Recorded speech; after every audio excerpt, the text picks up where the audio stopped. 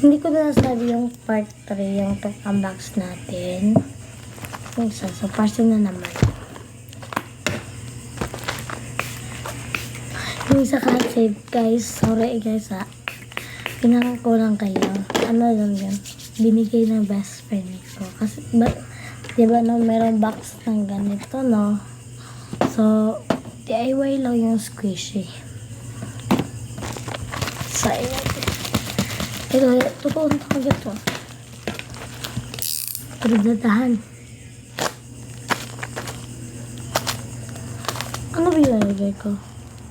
Hingin ko muna guys. Sa pimple patch pala. Nakakatakot yung tinig. Tungog pala, tinig. Tungog. Tinig ba yun? Yung Bisaya na ano? Bisaya. Tagalog na ano? Lain ng tingog.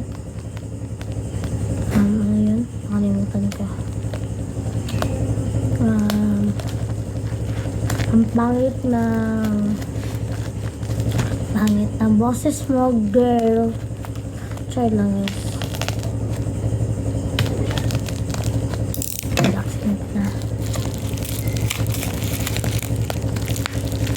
Hindi gusto makuha sa dito. Kaya, ganito na lang. Sino ba yung nagawa ito parcel na to? Ang dami namang cake. Ay na pala kayo. So, kanina guys, hindi ko na upload. Hindi ko na yun isali sa edit. Kasi, yung aso namin, aso ng kapitbahay namin, ingay. Yun, dun talaga magagalit si Papa. Sa pimple patch pala. Kala ko yung pimple patch yung... Ay, ito pala. Ang tingin ko muna. Oo nga. Tatlo to sila. Merong maliit na isa. Kasi pimple patch ko lang dito, 4 lang. Tapos yung binigay ng best friend ko isa. Ayan.